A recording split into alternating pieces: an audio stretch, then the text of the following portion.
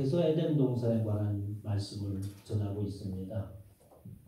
에덴 동산은 아마도 하나님께서 모든 것을 창조하시고 그리고 특별히 구별하여서 만드신 그 에덴 동산이라고 한다면 아마도 사람이 살기에 아주 가장 적합하고 또 그 은혜를 누리면서 그리고 그 안에서 기쁨과 행복을 만끽하면서 또 그냥 그렇게 놀고만 있는 것이 아니라 저와 여러분들이 일을 할 수 있도록 하나님께서 일을 부여하시고 그 일함에 있어서 세상 속에서 얻지 못하는 진정한 보람과 그리고 행복의 결실을 맺을 수 있도록 우리를 하나님께서 인도해 주셨습니다. 이러한 에덴 동산 가운데서 하나의 사건이 벌어지죠. 무슨 사건이냐면 바로 아담과 하와가 하나님의 말씀을 거역한 사건이 에덴 동산에서 있습니다. 그러므로 인하여서 인간에게 절망이라고 하는 아주 절대적인 절망이 임하게 되었죠.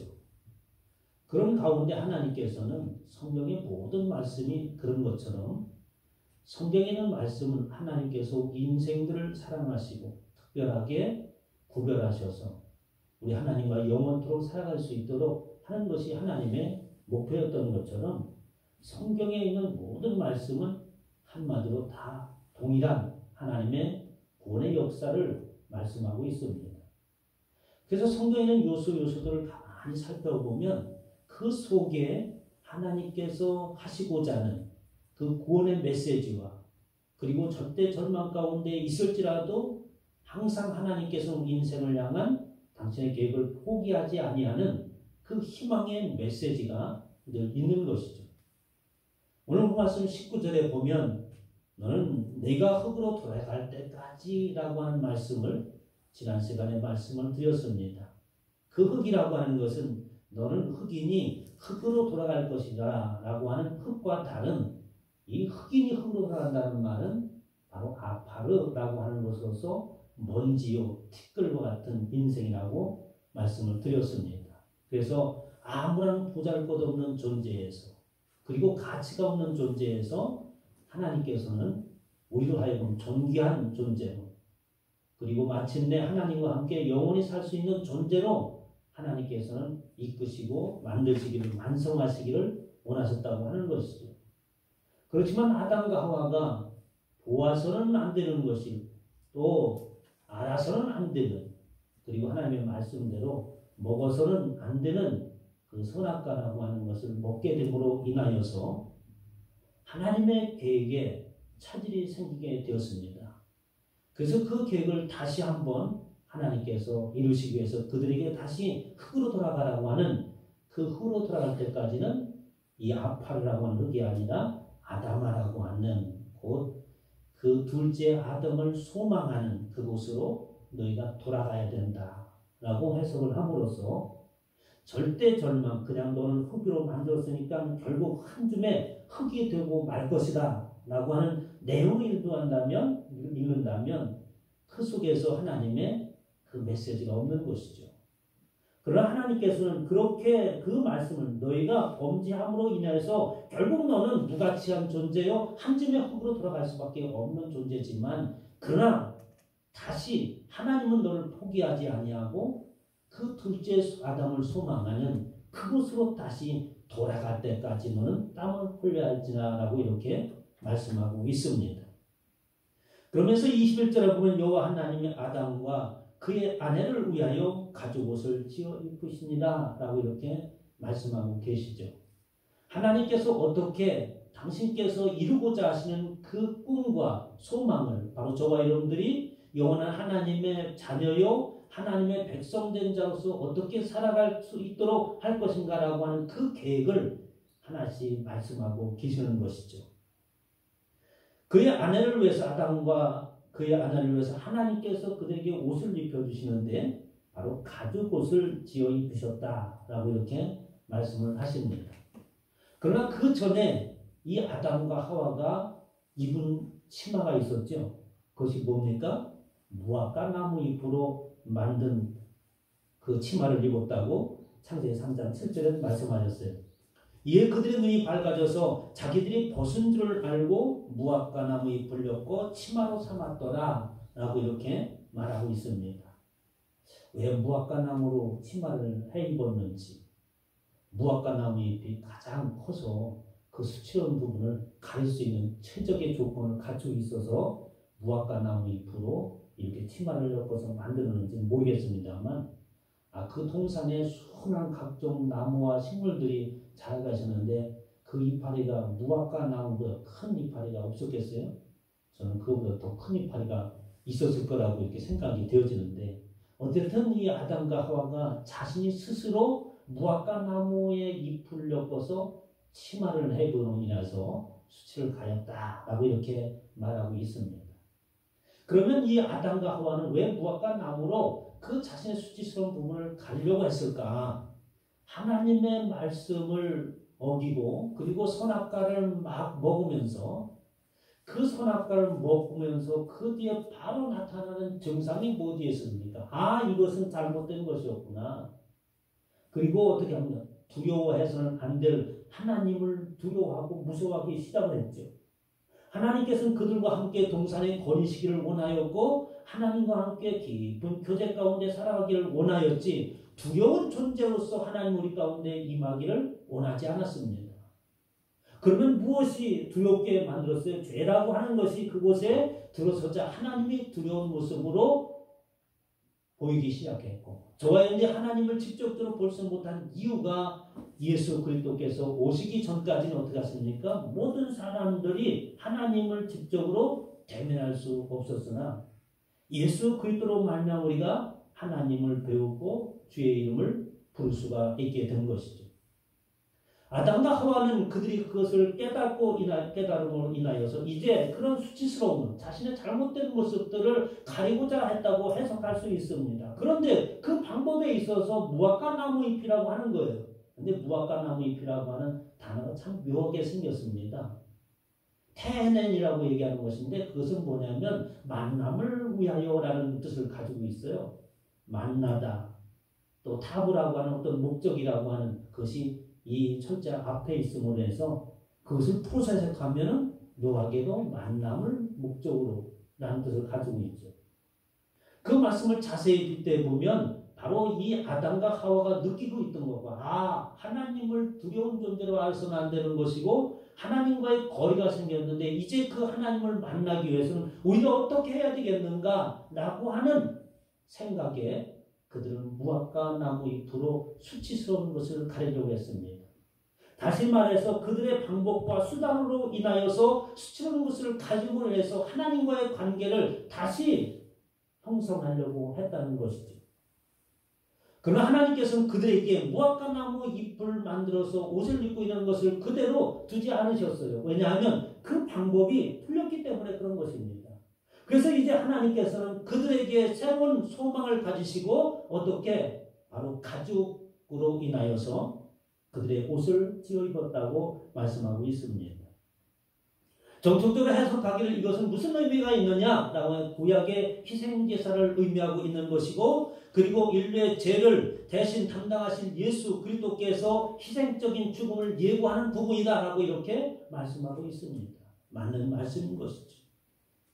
로마서 3장 25절에 보면 이 예수를 하나님이 그의 피로써 믿음으로 말미암은 화목제물을 주셨으니 이는 하나님께서 길이 참으시는 중에 전에 죄를 지은 죄를 간과하심으로 자기의 의로우심을 나타내려 하십니다. 라고 말씀하시면서 사도 바울이 말하기를 예수 그리스도께서 십자가를 진 이유가 어디에 있는가를 말하고 있어요. 이어서 로마서 13장 14절에 보면 오직 예수 그리스도로 옷 입고 라고 말하면서 그 가죽 옷은 바로 예수 그리스도로 인하여서 입지 아니하면 안 되는 것을 예고하고 있는 것이죠. 저와 여러분들이 예수 그리스도를 믿는다고 하는 것은 우리가 예수 그리스도의 의의 옷을 입은 줄 믿으시기 바랍니다. 예수 그리스도로 인해서 우리의 수치스러운 부분과 우리의 죄악된 모습을 덮었다는 말씀이 되는 것이죠. 갈라디아 3장 27절에는 비슷한 말씀이기에 누구든지 그리스도와 합하기 위하여 세례를 받는 자는 그리스도의 옷 입었느니라 라고 말하고 있습니다. 누구든지 세례를 침례를 받는 자는 그들은 어떻게 세례를 받는 자는 그리스도의 옷을 입었느니라라고 말씀하고 있는데 침례와 세례라고 하는 것은 뭡니까? 예수 그리스도께서 나의 죄를 위해서 십자가에 달려 돌아가셨음을 내가 인정하고 그리고 그것을 받아들입니다. 그리고 내가 예수 그리스도로 인하여서 거듭난 자의 삶을 살겠습니다라고 하는 신앙의 고백이 있는 것이고 이러한 자들에게는 어떻게 예수 그리스도의 옷을 입은 것이라고 말씀하고 있는 것이죠. 바로 하나님의 소망으로 그들에게 가죽 옷을 입혔다는 말씀입니다. 계시록 19장 14절에 보면 하늘에 있는 군대들이 희고 깨끗한 세마포 옷을 입고 백마를 타고 끈을 따르라고 하면서 그 천상의 세계에서 예수 그리스도의 주위에 모여있는 하나님 보좌 주위에 있는 군중들을 말하기를 그들이 어떤 옷을 세마포 흰 옷을 입었다고 말하고 있는 것입니다. 저와 여러분들이 입어야 될 옷인 줄 믿으시기 바랍니다. 우리들이 입어야 할 옷은 예수 그리스도로 말미암아 입는 옷이요 그 옷은 어떻게 예수 그리스도의 보혈의 피로 깨끗게 되어진 세마포 흰 옷이라는 말씀이 되어지는 것이죠. 우리가 장차 입어야 될 그 복장들은 바로 그러한 모습입니다. 요즘에 TV 화면에 보니까 그 신천지 사람들이 그 모여서 그 예배하는 우리의 예배가 다르겠지만 그들이 모임 가운데는 옷을 아주 동일하게 맞춰 입고 열을 지어서 입고 뭐 일사불란하게 막 입으면 참 대단하다. 어떻게 저럴 수 있을까? 그런데 그런 외형적인 것이 아니라 진정한 예수 그때의 피로 말미암은 그 새 옷이요 새 마파요 흰 옷을 입어야 되는 줄 믿으시기 바랍니다. 외적인 옷을 말하는 것이 아니에요. 우리의 마음이 우리의 속사람이 어떻게 예수 그리스도의 피로 정결케 되어야 되는 것이죠. 이어서 오늘 본 말씀 22절에 보면 여호와 하나님의 시대 보라 이 사람이 선악을 아는 일에 우리 중 하나가 되었으니 참 이 말씀을 해석하는데 참 어려움이 있는 거예요. 아니 이 아담과 하와가 선악과를 보고서 하나님같이 되었다네. 그러면 제대로 된 거 아닌가? 저와 여러분들은 어떻습니까? 예수 그리스도를 믿는 목적이 어디에 있는 거예요? 우리는 예수 그리스도의 형상을 입고 하나님의 형상을 입기 위해서 우리는 예수 그리스도를 믿는 것입니다. 그 하나님과 닮고 예수 그리스도와 닮아서 우리의 하나님의 자녀는 누구를 닮는 거예요? 하나님을 닮는 거지 아니겠어요? 우리가 하나님의 자녀 예수 그리스도로 말미암아 하나님의 자녀가 되었다면 우리의 모습은 어떻게 하나님과 같아야 되는 것이죠. 물론 이 말은 인간이 하나님과 동일할 수 없고 인간의 고난의 상징이라고 이렇게 표현하고 있습니다. 그러나 이 말은 하나님의 한탄과 조롱이 섞인 말씀이죠. 저들이 내가 먹지 말라는 선악과를 먹고 사단이 이야기하는 네가 이것을 먹으면 나는 하나님과 같이 되어진 나는 말에 속아서 저들이 하나님같이 되었으니 참 어처구니가 없구나. 이런 한탄의 말씀인 것이죠. 그리고 그가 그의 손을 들어 생명나무의 열매도 따먹고 영생할까 하노라 라고 말씀하시면서 뒤에 보면 생명나무를 향하여 가는 그 길을 화용검으로 막아놓으셨다라고 이렇게 말씀하고 있어요. 왜 하나님께서는 생명나무를 향하여 가는 그것을 막아놓으셨겠습니까?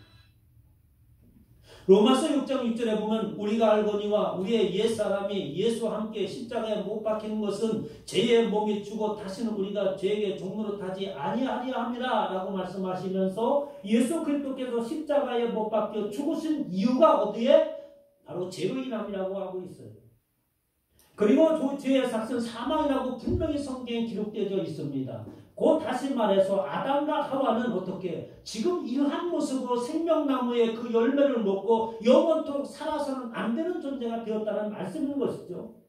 그들은 반드시 죄로 인하여서 그 값을 지불해야지만이 다시 살 수 있는 기회가 생기는 줄 믿으시기 바랍니다.